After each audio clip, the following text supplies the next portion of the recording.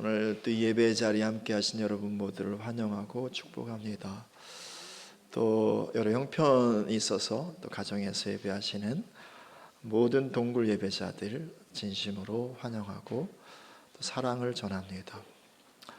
하나님께서 지금 이 시간 이곳에 임하시고 각 예배 처소 가운데 임하셔서 지금 이때 예배하신 큰 은혜와 축복을 부어주시는 그런 시간이 되기를 간절히 소원합니다. 올 한 해가 7주 남았습니다. 얼마 안 남은 거죠? 그 이야기는 이제 한 해를 마무리하고 새로운 한 해를 또 준비해야 될 때이기도 하다라고 하는 것입니다. 뿐만 아니라 우리는 새로운 10년을 준비해야 되는 그런 때에 서 있기도 합니다. 이렇게 왜냐면 10년 단위가 있잖아요. 그래서 2011년서부터 2020년까지가 또 새로운 이렇게 시간의 단위라면 2021년부터 2030년까지가 또 새로운 10년인 것입니다. 그래서 우리는 지금 이때에 새로운 한 해와 그리고 다가올 새로운 10년의 시간을 잘 준비해야 하는 것이죠. 이 시간에 우리는 회복에 관한 말씀들을 나누고 있습니다. 우리 교회도 신년을 지나가고 있고요. 또 새성전 건축을 앞에 두고 있는데 아무튼 그렇게 새로 시작하는 우리 교회 또 우리의 삶 또 새로운 시대를 준비하면서 회복해야 될 것들, 준비해야 될 것들, 이런 것들 나누고 있습니다. 지난주에는 우리는 예수님의 피 묻은 복음을 회복해야 된다 이런 사실을 나누었고요. 오늘은 정결을 회복해야 된다라는 사실을 나누겠습니다. 오늘 시편 24편은 우리가 참 노래로 많이 했던 그런 찬양의 시편입니다. 말씀을 보면 조금 이렇게 내용이 다른 듯한 이야기 모듬이 세 모듬이 있습니다. 1절에서 2절, 또 3절에서 6절, 또 7절에서 10절까지 그렇게 왜 갑자기 이런 말씀이 나오지 생각할 만큼 조금은 이렇게 어떤 다른 내용을 간직하고 있는 듯한 이런 말씀이 아주 짧은 말씀이지만 여기에 세 모듬이 있습니다. 이 말씀을 우리가 잘 이해하려면 이 말씀이 언제 쓰여졌는지, 다시 말하면 언제 이 말씀의 저자인 다윗이 고백한 시편인지를 알면 알 수 있습니다. 이 시편은 다윗이 잃어버렸던 법궤를 되찾아올 때 그 앞에서 기쁨으로 불렀던 찬양이요 그리고 찬양의 시입니다.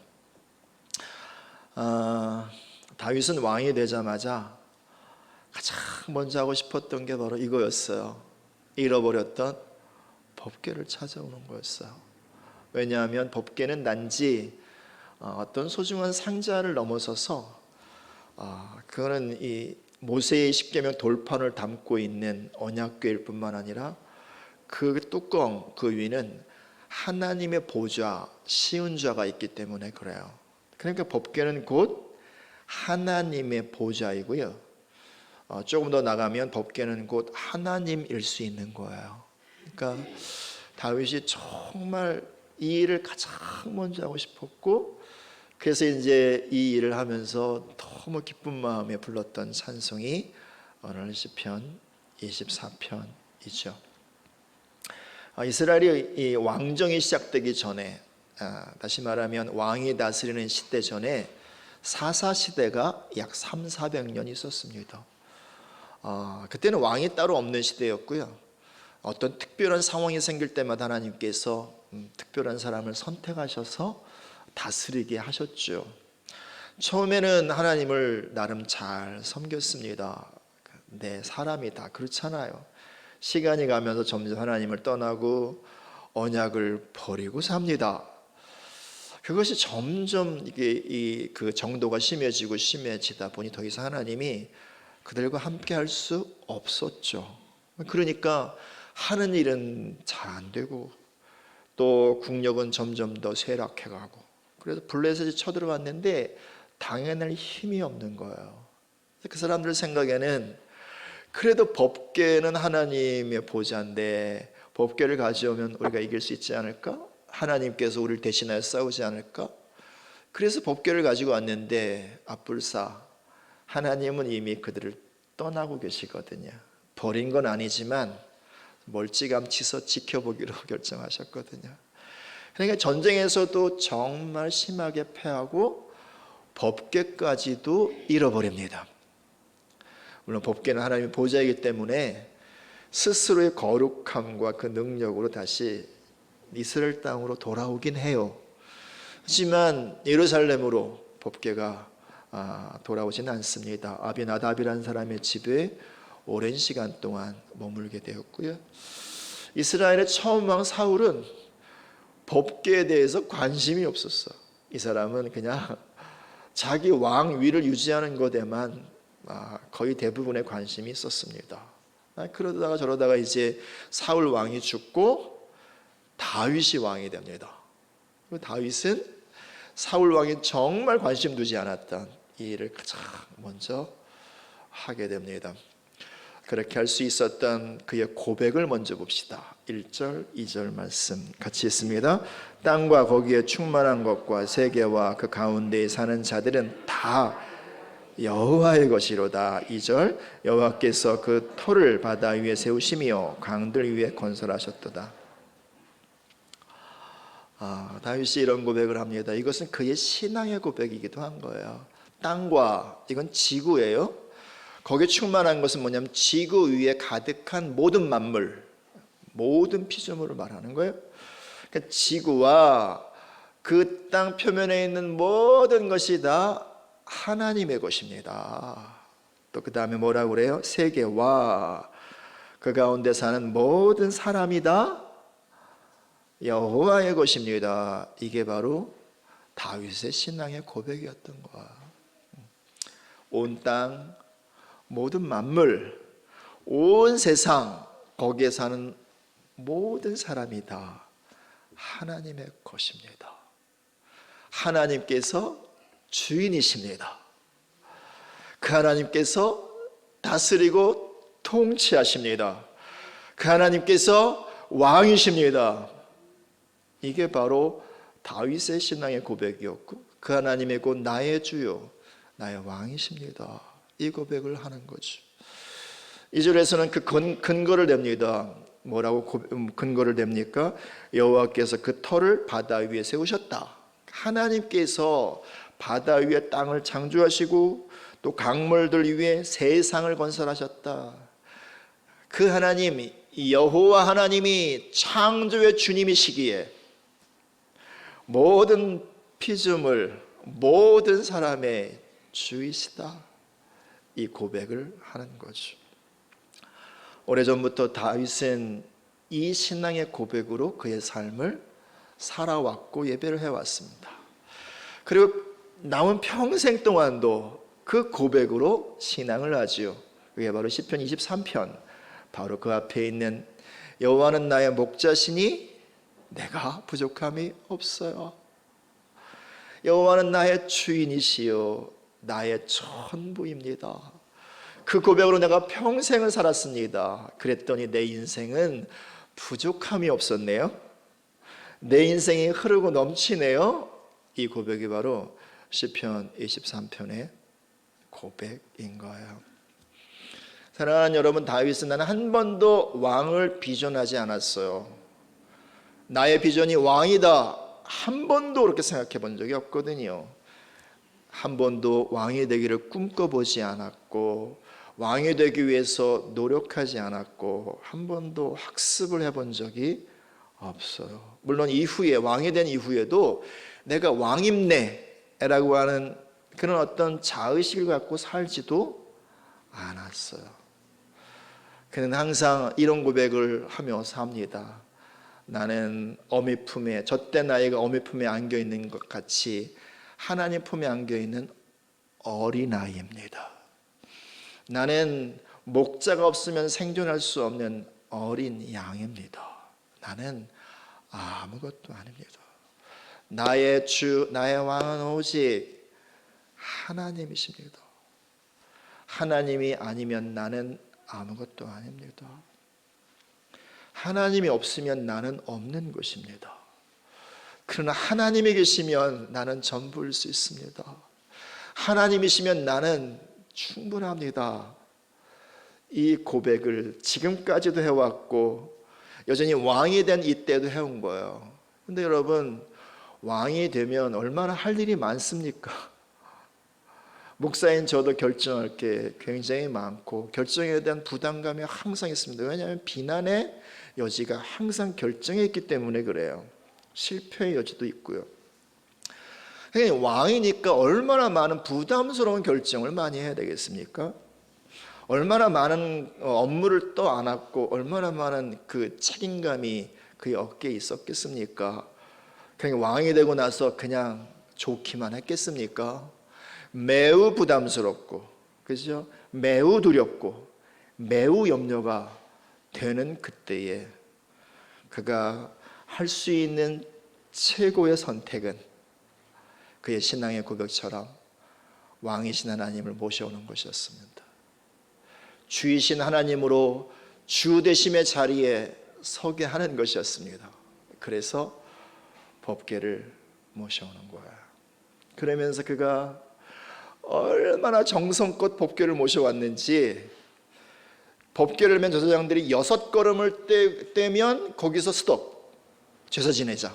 소 잡고 송아지 잡고 하나님께 제사 지내고, 6걸음 떼면 스톱, 소 잡고 송아지 잡고 하나님께 제사하고. 6걸음이 여러분 장의자 이쪽 끝에서 이쪽 끝밖에 안 되잖아요. 불과 4m 정도밖에 안 되는 거야. 그렇게 예루살렘까지 정성껏 오면서 또 너무 기뻐가지고요, 그냥 어린아이처럼 막 춤을 추면서 찬송을 해요. 얼마나 기뻤는지 그 옷이 다 벗겨지는 것도 개의치 않을 만큼, 모르는 게 아니었겠죠, 바보가 아닌 이상. 그런데 그게 별로 두렵지 않아. 그걸 남들이 비아냥거리고 조롱하는 것 별로 두렵지 않아. 그냥 그 하나님의 그 보좌인 법궤가 들어오는 게, 하나님이 들어오는 게 너무 기쁘고 감사해서 옷이 다 벗겨지는 것도 모른 채, 아니 개의치 않은 채 찬양을 하고 춤을 춰요.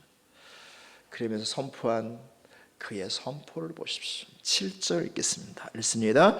문들아 너희 머리를 들지어다. 영원한 문들아 들지어다. 영광의 왕이 들어가시리로다. 예루살렘의 모든 성문들아 너희 머리를 들지어다. 영광의 왕이 들어오시니 그 왕께 찬양과 경배를 올릴지어다. 영원한 모든 문들아 들릴지어다. 열릴지어다. 선포하는 거지. 그러면서 다윗의 그 하나님에 대해서 자신이 믿고 신뢰하고 의지한 하나님을 고백합니다. 8절 말씀 같이 읽습니다. 영광의 왕이 누구시냐? 강하고 능한 여호와시요 전쟁에 능한 여호와시로다. 그분이 누구시냐? 강하고 능한 여호와시다. 강하다, 전능한 분이시다. 능하다, 용사시다. 전능한 용사 하나님, 전쟁에 능하신, 모든 전쟁을 승리하시는 하나님, 모든 전쟁을 통치하시고 다스리시는 하나님, 그 하나님이 바로 영광의 왕이시로다. 그 영광의 왕이 이제 예루살렘으로, 시온 성으로, 그로 자기의 집으로 들어오신다고, 그렇게 기뻐 뛰며 찬양을 하며 이 선포를 하는 거예요. 10절 말씀 있습니다. 영광의 왕이 누구시냐? 만군의 여호와께서 곧 영광의 왕이시로다. 모든 군대의 하나님, 천상의 모든 군대와 천하의 모든 군대를 다스리고 통치하시는 군대 장관이신 전능하신 하나님께서 영광의 왕으로 예루살렘 성으로 들어오신다. 우리에게 들어오신다 선포하는 거예요. 사랑하는 여러분, 지금 이때가 그런 때인 줄 믿습니다. 예. 하늘의 영원한 문을 여시고 하나님이 땅 가운데 임하시는 때예요. 우리 지난 10년간은요 부분적인 하나님의 영광을 경험했어요. 부분적인 하나님의 은혜를 경험하는 때였어요. 그러나 앞으로 다가올 10년은요 전면적인 하나님의 영광이 이 땅 가운데 임하는 때예요. 그분의 모든 은혜가 이 땅 가운데 부어지는 때예요. 그분의 영광이 영원한 문을 여시고 이 땅 가운데, 온 세상 가운데, 온 사람들 가운데, 온 역사 가운데 만군의 주 여호와께서 영광의 왕으로 들어오시는 때가 바로 우리가 들어가고 있는 새로운 10년의 때라는 거예요. 할렐루야. 그렇게 우리 가운데 영광으로 임하실 영광의 아버지 하나님을 송축하며 하나님께 영광의 박수를 드리겠습니다. 아멘, 아멘. 그러면서 다윗이 도전하는 게 있어요. 누가 그 영광의 하나님 앞에 설 것인가? 누가 그 영광의 하나님과 함께 할 것인가? 하나님께서 어떤 일을 통해서 당신의 영광을 드러내시고 나타내실 것인가? 3절 말씀 보십시오. 여호와의 산에 오를 자가 누구며 그의 거룩한 곳에 설 자가 누구인가? 여호와의 산은 당연히 시온산, 그리고 그의 거룩한 곳은 시온산 끝자락에 다윗의 장막을 말합니다. 다윗은 그렇게 자신의 집들에 천막을 쳐놓고 여호와 하나님의 법궤를 그 천막에 모셔두고요, 거기서 천상의 예배를 드립니다. 거기가 바로 거룩한 곳, Holy Place, 하마콤 가도시, 거룩한 곳, 그분의 보좌가 있는 곳, 그분의 영광이 머무는 곳, 그분이 함께하는 곳, 그곳에 설 자가 누구냐? 다시 말하면 그곳에 설하는 거잖아요. 오늘 저와 여러분을 향한 다윗의 도전도 다르지 않다고 믿습니다. 우리로 하여금 그 영광 앞에 서라는 거예요. 하나님께서 행하실 아름다운 역사 가운데 구경꾼이 되지 말고 그 역사의 자리에 서라는 거지. 그런데 누가 그 자리에 서느냐? 4절 있습니다. 곧 손이 깨끗하며 마음이 정결하며 뜻을 허탄한 데 두지 아니하며 거짓 맹세하지 아니하는 자로다. 할렐루야. 한마디로 말하면 정결한 자, 정결한 자. 하나님은 말씀하세요. 너희는 거룩하라. 나 여호와 너희의 하나님이 거룩함이니라. 너희가 나를 만날 수 있는 유일한 조건 거룩함이야. 나로 너희를 떠나게 만들 수 있는 유일한 이유 거룩의 상실이야. 이 사실을 말하는 거예요. 우리가 하나님의 영광 앞에 설 수 있는 유일한 우리의 조건 정결함, 거룩함이라는 거죠. 그러므로 사랑하시는 여러분, 우리 교회와 우리 모두가 지금 함께 준비해야 할 것은 바로 정결함인 거예요. 그 정결함의 내용이 무엇인가를 봅시다. 먼저 이렇게 말합니다. 곧 손이 깨끗하며, 손이란 그저 어떤 물건을 짚고 그리고 또 뭐 음식을 입으로 집어넣고 악수하고 뭐 이런 정도, 뭐 씻고 이런 정도의 기능, 이것만을 말하는 게 아니라 그의 삶의 행위 전부를 말하는 거죠. 그의 삶으로 드러나고 나타나는 모든 것의 대표가 바로 손인 거예요. 그러니까 여기서 말하는 손이 깨끗하다, 이 말은 삶이 정결하다라는 거죠. 여러분, 이 삶이 정결하다 혹은 손이 정결하다, 깨끗하다, 이것에 대해서 많은 이야기를 할 수 있을 거예요. 근데 한마디로 말하면 이렇게 말할 수 있습니다. 정결한 손은요, 편손, 펼쳐진 손이에요. 반대로 정결하지 않은 손은 오므린 손이에요.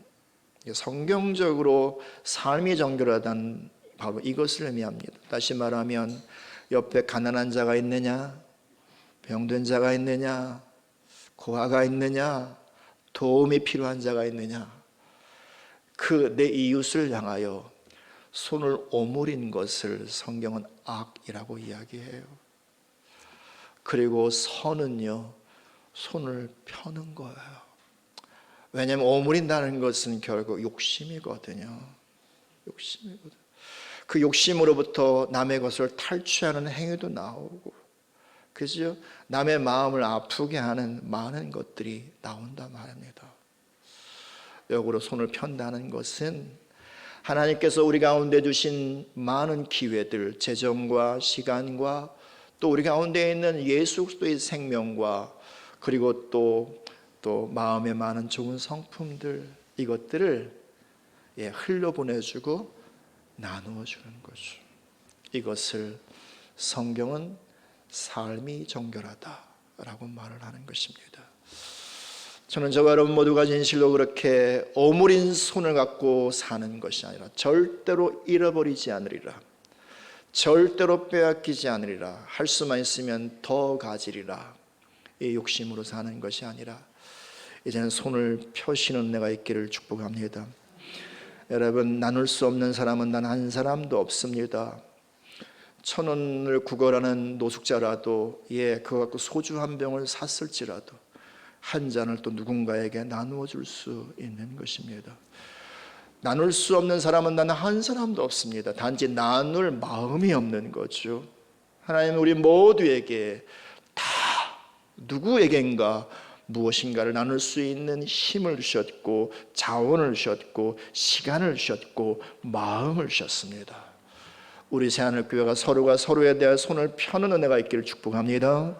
세상을 향하여 사람들을 향하여 손을 펴는 그런 교회가 되기를, 정결한 손을 가진 교회가 되기를, 성도가 되기를 축복합니다. 두 번째는 뭐라고 합니까? 마음이 청결하며, 여기서 청결하다는 것은 텅 비었다는 거예요. 텅 비었다. 여러분, 우린 살아온 날만큼의 그 많은 삶의 역사가 우리 마음속에 있습니다. 이 마음은 생각과 감정과 의지를 말하는 거거든요. 그러니까 이 속에는 지나온 날만큼의 경험이 이 안에 있고, 경험 속에 담겨있는 상처가 이 안에 있고, 그 속에 있는 지식과 또 세상의 많은 정보가 이 안에 있고, 나의 옳고 그름에 대한 수많은 어떤 판단 기준이 내 안에 있고, 실패와 그로 인한 수많은 낙심과 절망의 눈물도 이 안에 있고 그래요. 지난 주간에 말씀을 묵상하고 나누면서 주셨던 감동은 이것입니다. 우리를 시험 들게 하는 것은 밖에 있지 않더라, 내 안에 있더라는 거. 내 안에. 다시 말하면 어떤 사람이 와서 나를 막 심하게 뭐라고 그래요. 그래서 내가 욱해가지고 화를 냈어요. 그럼 우리는 이렇게 말합니다. 그 사람이 나를 어렵게 했다고, 시험 들게 했다고. 그러나 여러분, 정직하게 봅시다. 그 욱한 화가 원래 어디에 있었는가? 원래 내 안에 있는 거예요. 내 안에. 단지 이렇게 그냥 올라오지 않았을 뿐이지요. 기회가 없어서. 그죠? 상황이 되지 않아서. 그런데 누군가 나를 힘들게 하는 건 자극을 주는 거란 말이에요. 내 안에 올라온 화, 내 안에 올라온 억울함, 내 안에 올라온 자기 연민, 이것은 사실은 다 나의 과거 속에 있는 것들이란 말이에요. 이것이 나로 하여금 한 걸음 앞으로 나가지 못하게 만들고, 새로운 미래를 향해 달려가지 못하게 만들고, 심지어 하나님께 나가지 못하게 만들고, 하나님 우리 가운데 들어오실 때에 그 하나님을 막아서는 것까지 하더라고요. 그래서 마음이 청결하다는 것은 뭐냐면, 모세를 향하여 모세야 내 신발을 벗어버리라 말씀하신 것처럼 과거를 벗어버리는 거예요.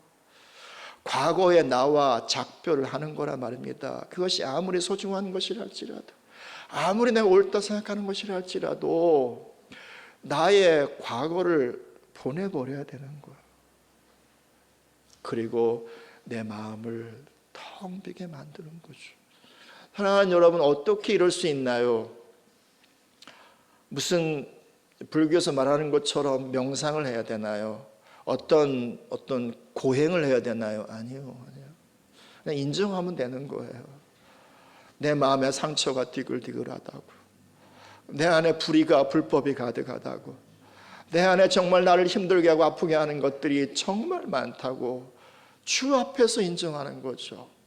그 인정하는 것은 또 무엇을 의미하는 것입니까? 그 모든 것을 십자가에 못 박는 것이요. 왜? 주님은 이 모든 것을 다 가져가셨으니까.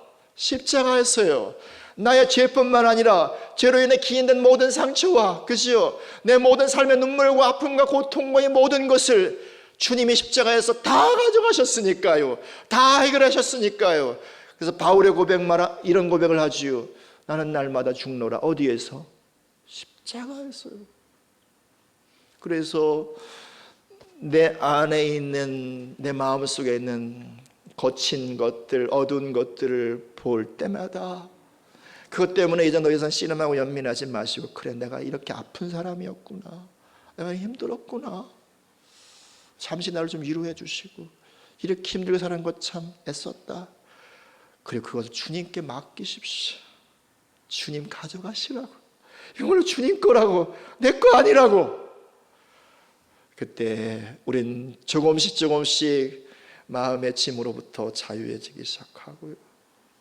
내 마음속에 그 디글디글한 그런 것들이 조금씩 소멸되어지기 시작하고 마음이 비어지기 시작해요. 그럼 어떤 마음이 되는지 아세요? 되게 편안해요. 되게 편안해요. 그 전에 그렇게 볼 수 없었던 원수 같던 사람도요, 편하게 볼 수 있어. 그렇게 그 전에는 참을 수 없는 상황인데도요, 마음이 좀 비어지면 공간이 있거든요. 그래서 편안하게 그런 상황들을 맞이할 수 있어요. 우리 새하늘교회가 또 상처가 있잖아요. 그거 묵상하느라 이제 시간 낭비하지 말자고요. 신발을 벗어버리는 은혜가 있길 축복합니다. 저와 여러분 가운데 있는 모든 과거의 것들을 다 뒤로 하고 하나님께서 행하실 앞을 바라보면서 하나님을 소망하며 일어서시고 달려가시기를 축복합니다. 세 번째 뭐라고 말합니까? 뜻을 허탄한 데 두지 아니하고. 여기서 뜻은요, 네페시라고 하는 단어고요. 네페시는 생명 혹은 영혼을 말하는 거예요. 그러니까 좀 더 옳은 해석은 영혼을 허탄한 데 두지 않는다, 이런 말이죠.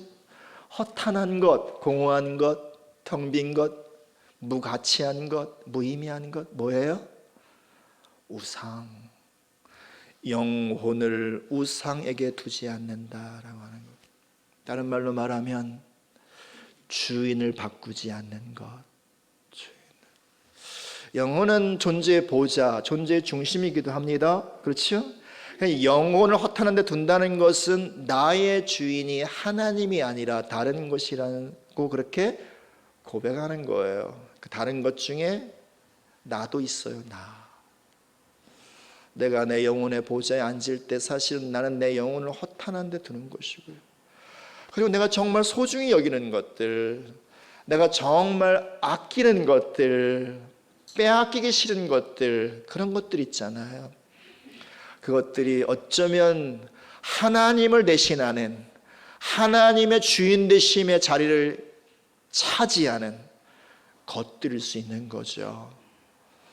그래서 여기서 뜻을 허탄한 데 두지 않는다는 것은 내 영혼의 주인을 오직 한 분 하나님이라는 사실을 고백한다는 거예요.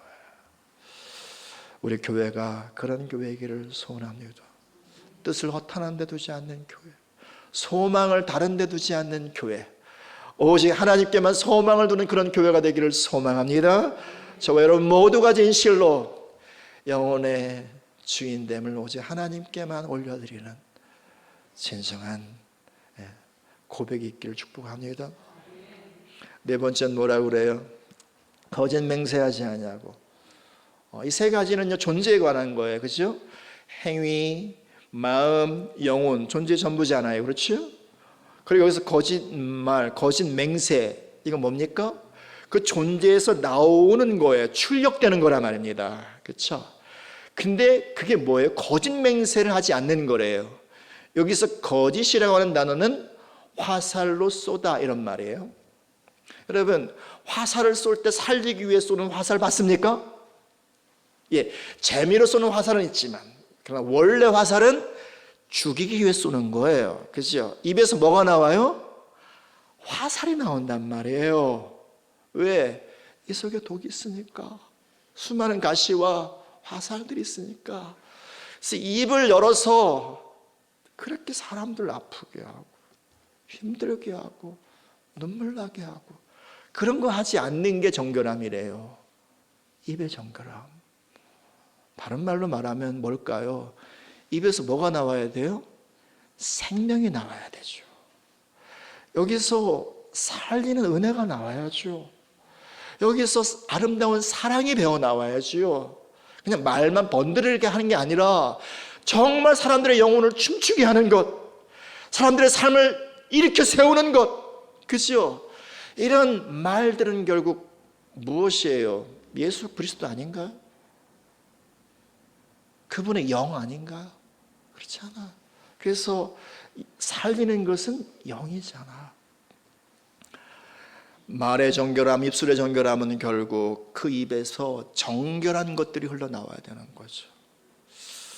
존재가 정결할 때 결국 출력도 정결할 수 있는 거야. 어쨌든 이 다윗은 이 네 가지를 말합니다. 존재의 정결함, 그죠? 행위의 정결함, 마음의 정결함, 영혼의 정결함, 거기서 이렇게 나오는 많은 것들의 정결함을 이야기하고요. 그런 정결한 자가 어디에 선다고요? 여호와의 산, 그리고 거룩한 장소. 산에 가신 분들은 아세요. 산 꼭대기 가시면요 넓지 않아요. 두세 사람 정도 있을 만하나요? 바위 같은 데 있잖아요, 그죠? 다시 말하면 여기서 여호와의 산은 하나님과 1대1로 대면하는 그 자리를 말하는 거예요. 거룩한 곳은 또 다른 말로 골방 같은 곳이에요. 하나님과 개인적으로 깊이 은밀히 만나는 곳이고요. 그래서 정말 그분의 그 영광의 본체와 영광의 실체를 경험하는 그 자리인 거예요. 누가 그 자리에 설 것인가? 정결함을 준비하는 자라는 거죠. 그들의 또 다른 이름 보십시오. 6절 읽겠습니다. 읽어요. 이는 여호와를 찾는 족속이요 야곱의 하나님의 얼굴을 구하는 자들. 이들이 바로 여호와를 찾는 자들이라는 거야. 이들이 바로 하나님의 얼굴을 구하는 자들이라는 거예요. 다른 말로 말하면 갈망하는 자들이라는 거지요. 네, 정결의 크기만큼 갈망의 크기가 결정되더라고요. 정결하지 않으면 갈망하지 않아요. 도망가지요. 피하려고 하지요. 그러나 정결한 만큼이요 하나님의 얼굴을 구해요. 하나님을 진실로 갈망해요. 하나님께 목말라 있어요. 다윗처럼 사슴이 시냇물을 찾기에 갈급함같이 내 영혼이 주를 찾기에 갈급합니다. 고라 후손들의 그 고백처럼이요. 그리고 여러분, 갈망의 크기가 결국 사랑이에요. 사랑해 보신 분들은 아시잖아요. 보고 싶어, 그리워, 갈망이 돼요. 그러므로 여러분, 하나님을 사랑한다는 것은 무엇입니까? 정결한 거예요. 정결을 결정하는 거예요. 이 사랑은 그저 추상적이거나 혹은 관념적이거나 종교적인 어떤 것이 아니라 내 존재와 삶에 대하여 하나님 앞에서 정결을 결정하는 것, 그것이 바로 하나님을 사랑하는 거예요. 우리 교회가 정말 그렇게 하나님을 많이 사랑하는 교회, 그 사랑이 여러분 넘치는 교회, 그리고 그런 성도 되시기를 축복합니다. 마지막으로 그들이 받는 축복을 보면서 마무리합시다. 5절 읽겠습니다. 읽어요. 그는 여호와께 복을 받고 구원 하나님께 의를 얻으리니. 그는 여호와께 복을 받는데요. 여러분, 복이 무엇인가요? 돈 많이 버는 건가요? 건강한 건가요? 오래오래 사는 건가요? 유명해지고 성공하는 건가요? 아니요. 하나님 없으면 그 모든 게 다 쓸모없어요. 수조 원 통장에 있는들 하나님 없으면 불쌍한 인생이잖아요. 진정한 복은요, 하나님 자신이세요. 복을 주신다라고 하는 이 베라카, 이 단어는요, 하나님께서 이 팔을 벌리시고 가슴을 활짝 열어서 이렇게 안아주시는 걸 말하는 거예요. 그들은 복을 받는다, 복을 받았다, 이 말은 하나님께서 바로 그들을 향하여 가슴을 활짝 여시고 복 감싸주시는 거예요. 내 새끼, 나의 사랑스러운 신부, 그러면서 하나님의 품을 주시고 하나님 자신을 주시는 거예요. 이게 영광 아닌가요? 그렇잖아요. 그리고 사랑하는 여러분, 그 하나님의 열린 가슴 속에 돈 없을까요? 있어요.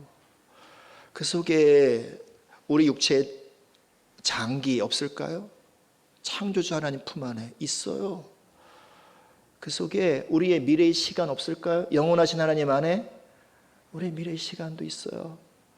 예, 하나님의 품 안에는요, 전부가 있어요. 하나님을 주신다는 것은요, 그냥 야, 너 내 얼굴 봤지? 안녕 하고 헤어지는 것이 아니라 하나님 안에 있는 전부를 주시는 거라고요. 할렐루야. 예, 하나님은 그렇게 정결을 결정하고 그분 앞에 서는 모든 분들에게 두 팔 벌려 하나님의 가슴을 열어주시고 다 주세요. 여러분, 그게 복의 근원 아닌가요? 받은 게 있어야 나누어 주지, 없는데 뭘 주냐 말이에요. 그러니까 하나님은 그렇게 하나님의 사람들에게 복을 주셔서 그들이 세상에 살면서 복을 유통하는 삶을 살라고, 복을 흘려보내는 삶을 살라고. 이것이 아브라함의 부름이요, 모든 믿는 자들의 부름이요, 저와 여러분의 부름인 거예요. 먼저 우리에게 복 주시고, 먼저 하나님을 주시고, 영광을 주시고, 다 주시고, 우리의 삶을 통하여 이 세상을 축복하시고 싶은 아버지의 이 마음이요, 이 마음을 받으시길 축복합니다. 마지막으로 어떤 축복이요? 뭐라고 말씀하시나요? 구원의 하나님께 뭘 얻어요? 의를 얻어. 의를 얻는다라고 하는 이 말, 제다카라고 하는 이 말은요, 여러 가지 의미가 있겠으나 한마디로 말하면 하나님께서 옳다고 인정해 주시는 거예요. 이렇게 안아주실 뿐만 아니라, 그래, 너 오라, 너 잘 살았어, 너 잘했어, 괜찮아. 의의 본체이신 하나님께서 인정해 주시는 게 진짜 의인 거예요. 내 생각의 의가 아니라요, 나의 오름에서 근원된 의가 아니라 하나님께서 이렇게 인정해 주시고, 궁극적으로 여러분, 의는 뭡니까? 예수 그리스도잖아요. 그래서 우리의 존재와 우리의 삶을 예수 그리스도 그분의 옷으로 이렇게 입혀주시는 것, 의의 옷을 입었다는 말은 바로 그 말인 거예요. 그래서 삶 속에 그분의 의가 드러나는 거예요. 삶 속에 예수 그리스도의 향기가 전파되는 거예요. 삶 속에 예수의 편지가 사람들에게 그렇게 읽혀지는 거예요. 그래서 사람들이 내 옷자락을 붙잡고 이렇게 말한다죠. 스가랴 3장 가운데, 그때에 언어가 다른 이방 사람들 10명이 그 옷을 붙잡고 하는 말, 과연 너의 하나님이 너와 함께하는 것을 내가 보았노라. 그리고 우리가 너와 함께 가서 그 하나님을 경배하게 한노라. 세상 사람들은 우리가 말하는 주 예수님에 대한 복음 전도지에 있는 그 말을 듣지 않아요. 절대로 듣지 않아요. 단지 우리의 행동을 봐요. 우리의 삶의 내용을 보고 우리의 인격과 성품을 본단 말이에요.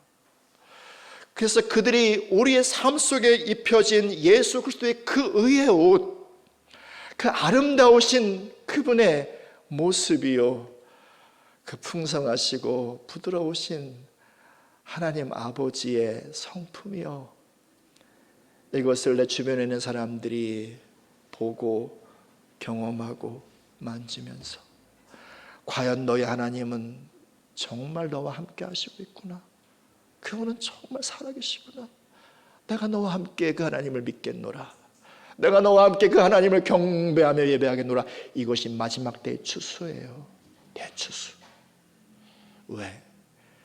내가 먼저 추수되어지는 거니까.